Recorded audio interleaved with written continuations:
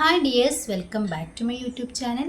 അപ്പോൾ ഇന്ന് ഞാൻ നിങ്ങളുമായിട്ട് ഷെയർ ചെയ്യാൻ പോകുന്നൊരു ടോപ്പിക് എന്ന് പറഞ്ഞു കഴിഞ്ഞാൽ, ഒരുപാട് പേര് എൻ്റെ അടുത്ത് ചോദിച്ചിട്ടുള്ളതാണ് യൂട്യൂബിൽ പെട്ടെന്ന് റീച്ച് ആവാൻ എന്താ ചെയ്യുക എന്നുള്ളത് കേട്ടോ. അതിന് പ്രത്യേകിച്ച് മാർഗ്ഗങ്ങളൊന്നുമില്ല, പക്ഷേ നമ്മൾ കുറച്ച് കാര്യങ്ങൾ ശ്രദ്ധിച്ചു കഴിഞ്ഞാൽ നമുക്ക് യൂട്യൂബ് നമ്മളെ വീഡിയോസ് റെക്കമെൻഡ് ചെയ്യും. അപ്പം അങ്ങനെയുള്ള ഞാൻ അറിഞ്ഞ കുറച്ച് കാര്യങ്ങളാണ് നിങ്ങളുമായിട്ട് ഷെയർ ചെയ്യുന്നത്. അപ്പോൾ ഒന്നാമത്തെ കാര്യം എന്ന് പറഞ്ഞു കഴിഞ്ഞാൽ, നമ്മൾ വീഡിയോസ് ഇട്ട ഉടനെ നമുക്കിപ്പോൾ ആരുണ്ടാവില്ല, ചിലപ്പോൾ ഒരു 50 60 ഒക്കെ സബ്സ്ക്രൈബേഴ്സ് ഉണ്ടാവുകയുള്ളൂ.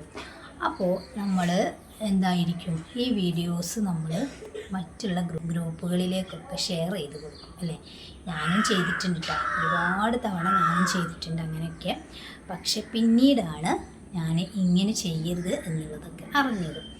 അപ്പോൾ നമ്മൾ വീഡിയോസ് ചെയ്ത ഉടനെ തന്നെ നമ്മൾ മറ്റുള്ള ഒരുപാട് ഗ്രൂപ്പുകളൊക്കെ നമുക്കുണ്ടാവില്ല, ആ ഗ്രൂപ്പിലേക്കൊക്കെ നമ്മൾ ഷെയർ ചെയ്യും.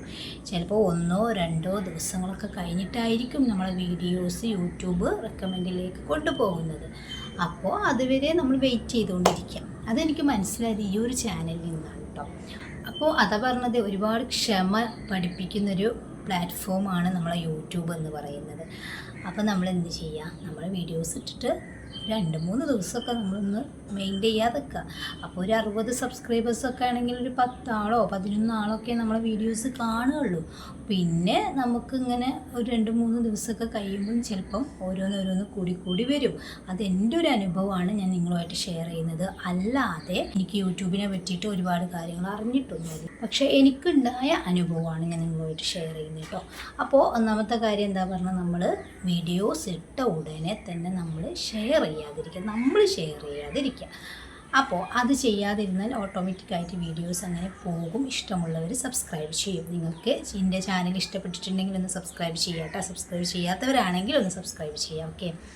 പിന്നെ പറയാനുള്ളത്, നമ്മളെ വീഡിയോസ് നമ്മൾ തന്നെ കാണുക എന്ന് പറഞ്ഞു കഴിഞ്ഞാൽ, നമ്മൾ വീഡിയോസ് ഇട്ട ആ ഒരു ഫോണിൽ തന്നെ നമ്മൾ കാണുക. നമ്മളെ ഈ ID ഇതൊക്കെ ഉള്ള ഈ ഒരു ഫോണിൽ തന്നെ കാണുക എന്നുള്ളതും ഒരു തെറ്റാണ്. ഓവർ നമ്മൾ കാണാതിരിക്കുക കേട്ടോ. അപ്പോൾ നമ്മൾ തന്നെ ഇപ്പോൾ വാച്ച് അവറൊക്കെ കയറാൻ വേണ്ടിയിട്ട് നമ്മൾ ഓരോരോ ഫോണുകളൊക്കെ യൂസ് ചെയ്തിട്ട് നമ്മൾ കാണാറുണ്ട്. അങ്ങനെ ആകുമ്പോൾ നമുക്ക് കിട്ടിയ വാച്ച് അവർ കുറയുമെന്നാണെന്നൊക്കെയാണ് കേട്ടത്. സത്യമാണ്. കാരണം എൻ്റെ ഫസ്റ്റ് ചാനലിലൊക്കെ ഞാനിങ്ങനെയൊക്കെ കുറച്ചൊക്കെ കാണുക ഉണ്ടായിരുന്നില്ല. ഞാൻ കാണുന്ന സമയത്തൊക്കെ അത് നമുക്ക് കുറയുക ചെയ്യാം.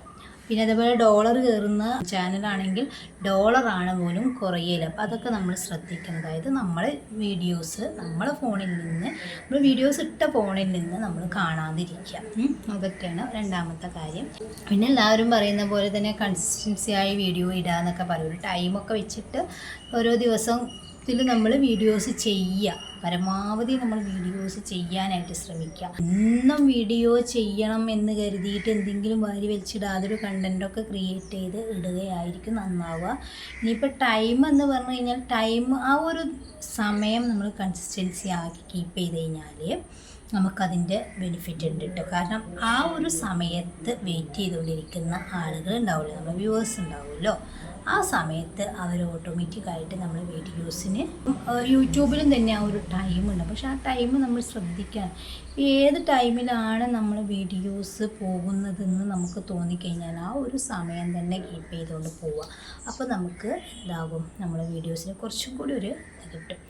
ഇപ്പോൾ ഞാൻ ഈ ഒരു ചാനലിൽ വീഡിയോസ് ചെയ്യുമ്പോൾ ഇതിലധികം വീഡിയോസൊന്നും ഇല്ല.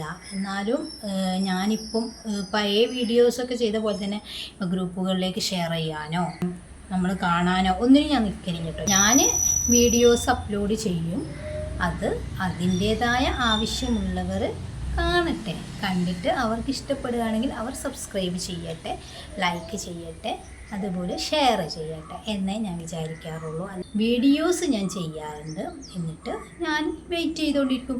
അപ്പോൾ ഒരു 2-3 ദിവസമൊക്കെ കഴിയുന്ന സമയത്താണ് എനിക്കിതിലിങ്ങനെ വ്യൂസ് കൂടി വരുന്നത്.